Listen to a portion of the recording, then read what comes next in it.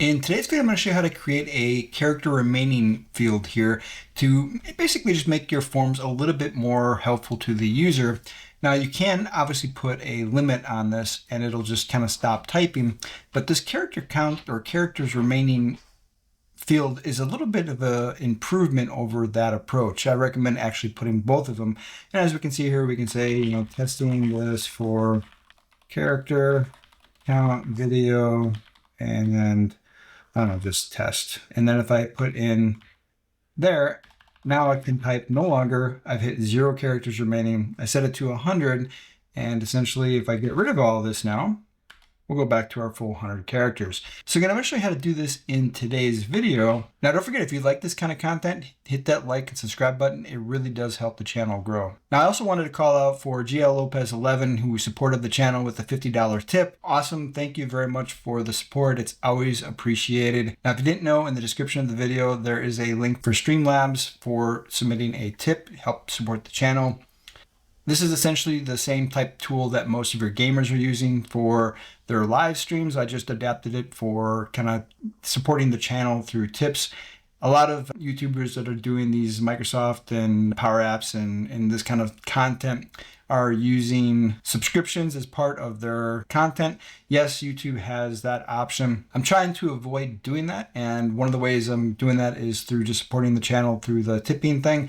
Also, there's more money that comes to the actual content creator rather than going to YouTube when you use things like that. So there is a reason why I'm trying to support the channel that way. I can always switch it over to more of like a subscription type service for the channel as the channel grows. But my preference would be just to have people support the channel when they find the content helpful. So if you do find the content helpful, you can find the link in the description to kind of support the channel that way. All right, let's go ahead and jump right in.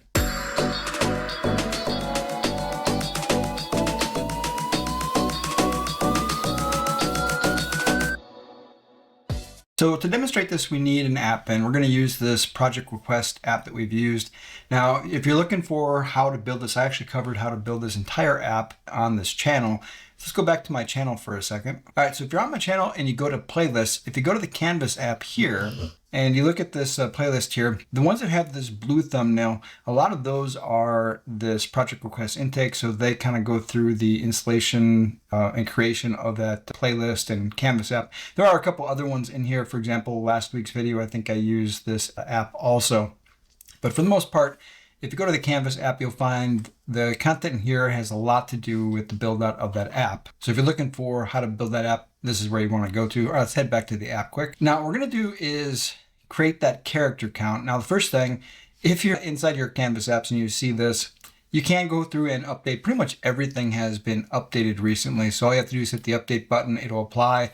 And then most of the times for any kind of text field, you're going to get this error. And if we just go ahead and hit the edit here, all we need to do is change this to text, and then it'll fix that error. So that's really the only difference is it's going back to how the classic controls were referenced. And most of the classic controls for text was .txt. So all you have to do is do that quick update if you want to. It's not required, but they will work a little bit better if you do this update. Not necessarily for this video, but just in general.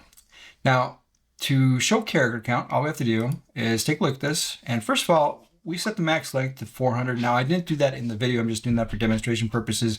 Most of these I didn't put a limit on. And in the videos I recommended, you might want to think about what the max number of characters should be for your fields and set that as part of this. Otherwise, you could literally get thousands of characters. And nobody likes to read thousands of characters unless it's absolutely essential to do that. Now, all we're going to do is go up here to insert, and we'll insert a text field. And then we can just kind of move this wherever we want. It doesn't really matter. Let's go ahead and make this a little bit bigger though. All right, so that works pretty good. Let's make sure it doesn't scroll. And I think that's probably fine. Now, if we take a look at this, let's go ahead and change the name of this. And we'll just say character count recommendation.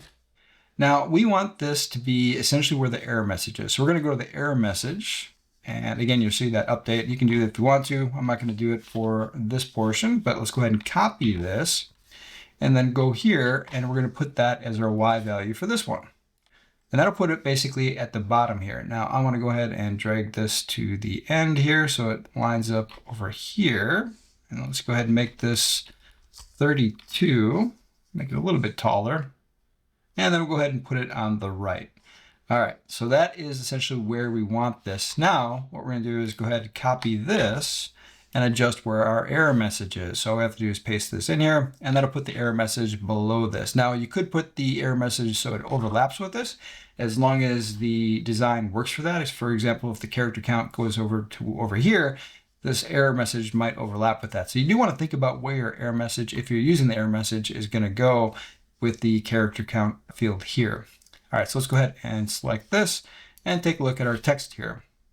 Now, all we have to do is our character count max is 400. So we want to do 400, and then we want to minus, and then we want to use the function of len, and then we're going to go ahead and then find our data card value 30, which is the field right here. So we can see that this was selected, and I'm just looking right here and looking at the name of it. It's always the one that looks like this, essentially, is always going to be your text field here. But then we got to select the dot text, and this is where if we made that change, or if we didn't make that change, maybe it would be dot value. So just keep that in mind. Also, is if you didn't update, or you don't have the option to update and you're still using dot value, then it will be dot value. And then we want to go ahead, and we can see that the number's already there, so we're already on the right track. But I like to have a little bit more to this, so I want to put in here characters remaining. I can spell today. And then we've got 351 characters remaining. So essentially, if we play this app here, and let's go ahead and hit the space and say testing. Now, what we need to do is select away from this, and we'll see that updates. Now, if we want to make it so that it automatically shows it as you're typing, then we have to make one more adjustment here. So let's go ahead and select here.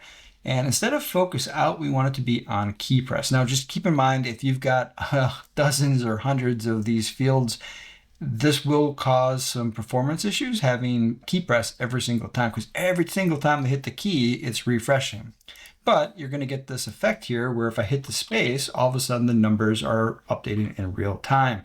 So when we're getting to the end of our 400 characters, it'll actually show that change over time.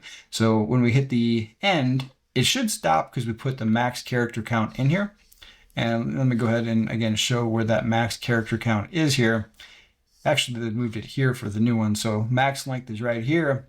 So it will stop typing when it hits 400, but then we're also going to have a 0 here showing that we have 0 characters remaining. And it's really just that simple to add a little bit of an enhancement to the design of the form by showing how many characters are remaining in real time as they type. This works great for surveys or any kind of a form, really. Again, I don't necessarily recommend doing this if you've got dozens upon dozens of different fields that the user has to fill out, because you can run into some performance issues. But for the most part, this works really well for showing the number of characters remaining. Again, it's just a little bit of an enhancement to make it look a little bit better and a little bit easier to use for the user. Now, don't forget, if you like this kind of content, hit that like and subscribe button. It really does help the channel grow. Now, that's pretty much it for today's video. Hopefully you found the content helpful. Until next time.